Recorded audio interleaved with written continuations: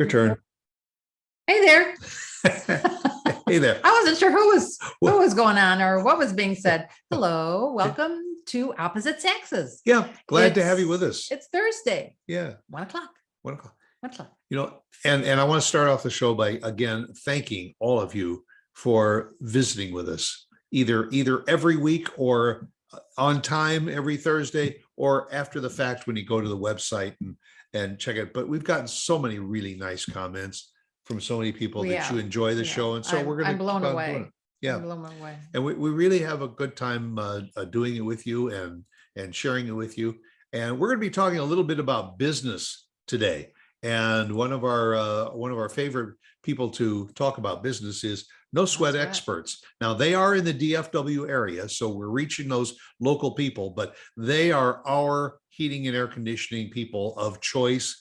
They come out, they come out 4 times a year, not the traditional 2 like some people, but they're very, very thorough. Their texts are very, very helpful. They explain everything they're going to do. They explain everything that they've done. They wear these little booties in the house, they're very conscious of that. Yeah. Contact No Sweat Experts. They can take good care of you, and their yearly maintenance plan is very, very reasonable. Very competitive. Yes. Yeah. And that's what we're kind of talking about today. We're talking about the state of businesses today, because we have just seen so many changes prior to COVID, during COVID.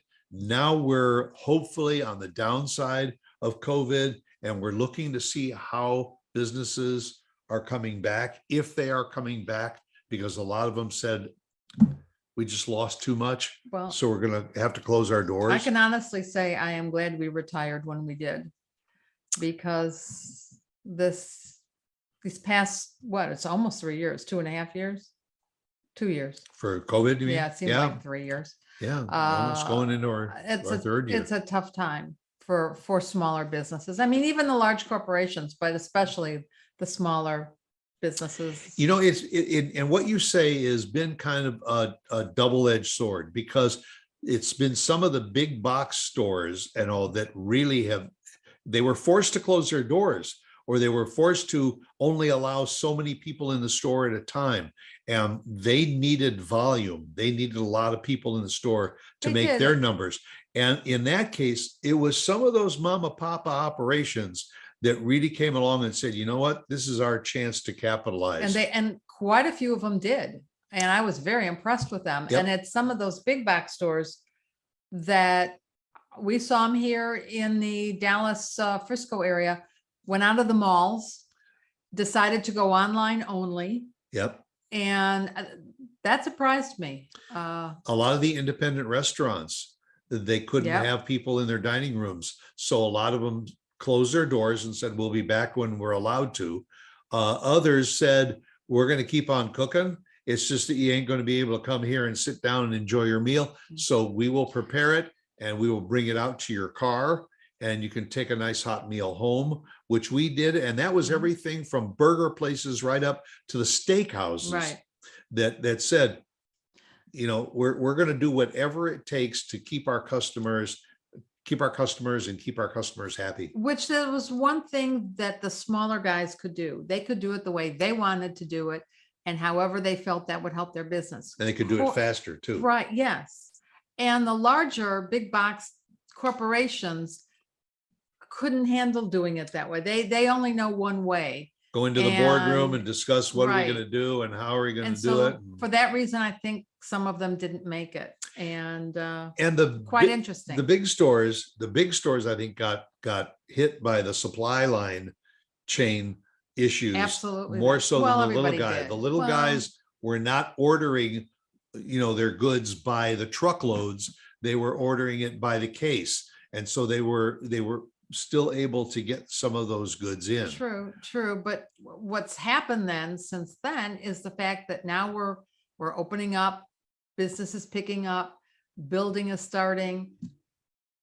And Stu and I marvel when we're out driving at all of these strip centers that are going in, and they have the same thing in that strip center, the same stores, the same type of stores that they do a mile away.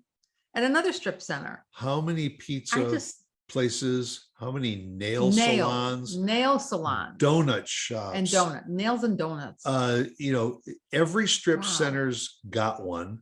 And where near where we live, and keep in mind, we've only been here about 9 years. But in 9 years, they've built Frisco has exploded. They built all these strip centers and put in all these businesses. Now, thanks to COVID, in part, some of those strip centers have got signs that have space for lease. Next door, which used to be a vacant lot, is now a new strip center under construction. They keep building new strip centers while there is so much available space to rent. Wouldn't it be lease. easier to reconfigure or take or redo an existing space? Apparently, the cost to build a strip center is reasonable enough for them, for the construction industry. So while they're building that strip center, and as you see it going up day after day after day, why don't they put signs that say coming soon? Well, that's true. So you can get excited. Now, some of them, they don't know who they're leasing to, so that I get. Right. But as soon as they sign that lease, why did they wait until they're just about open? Even or when, hanging the even sign? when there's a large store, like, I mean, most of the new CVS and Walgreens stores, when they start to build them, you know what it is because it's the same footprint. But when they build some of these other freestanding stores too, if it's going to be a new car wash or it's going to be a new restaurant or something, as soon as they pour that foundation, man, I would put a sign up saying coming soon, new Taco Bell, or something. But you don't know what it is until the sign goes up and they're ready to open the door. We have a big HEB going in the next suburb over. Actually, 3 or 4 of them in the area. But well, the ones in our area did put up signs the minute they started construction, and so we knew. But now there's one in the next suburb over. They say is going to be an HEB, which is a large grocery store. If you're not familiar with HEBs, very large, like a Jewel, like a Kroger. But there's no signs, and it's just about built. And what's interesting, the local HEB that's going up within a couple of miles from us, I don't think that there is a sign yet that says coming soon HEB, but they've got the hurricane fence around the construction site.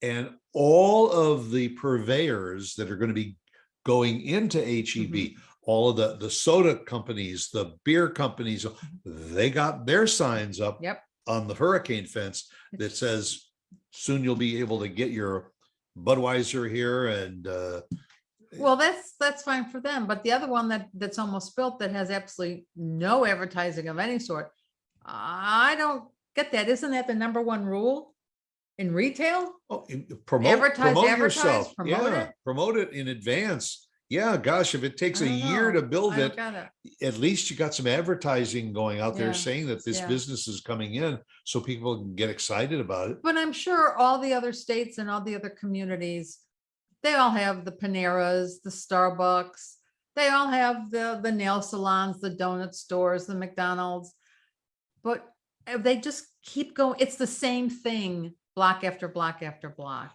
But the strip centers that usually go in with about, on average, maybe what, eight businesses in the building. 8, and you get another early learning center, a mathnasium or something like that. You get another karate taekwondo shop.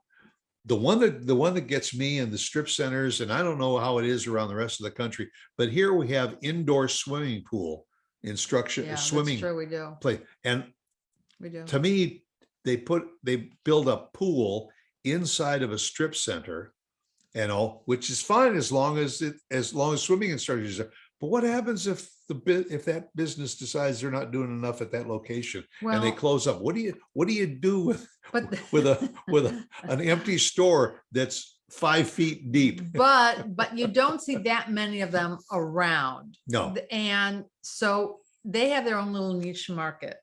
And I think they're doing well.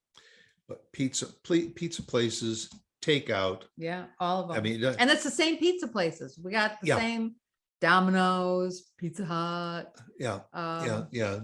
they're just, what's the other one that our grandson likes, that Oh, Little Caesars is Little everywhere Caesars, but too. there's another one that he likes that's frozen, and you bring it home and you make it. They're all over. Oh, is Papa that Murphy, is that Papa Papa Murphy? Murphy's or something? Yeah. They're all over. It's just like the Oriental restaurants. Yeah. I mean, oh, well, buddy, in Texas, it's the Mexican restaurants, the Mexican cuisine, Yeah. the taco places. There are Well, and the taco barbecue places on every corner. and barbecue. And they're either the brand name like Taco Bell or Taco Bueno, or to the small independents. Mhm. How many different ways are there to make a taco? Well, evidently there's more than just you and I make. I mean, What about and- brisket? well, barbecue places, that's I mean, true. there's how many different ways can you make sauce? I guess you can Yeah. make sauce Or a lot of how different many, ways.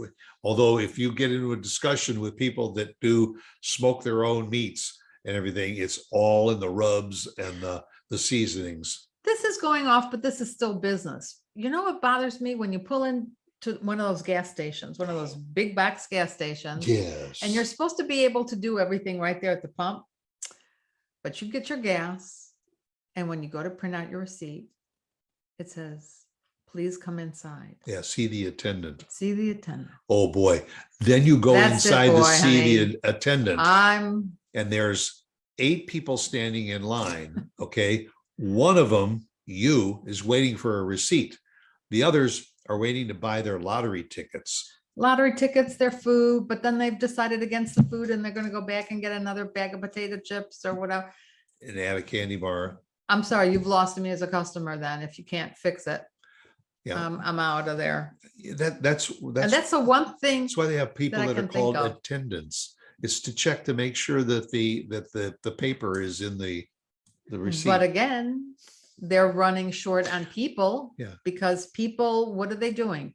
They're creating their own businesses at home, so they don't have to worry about childcare, and they can set their own hours.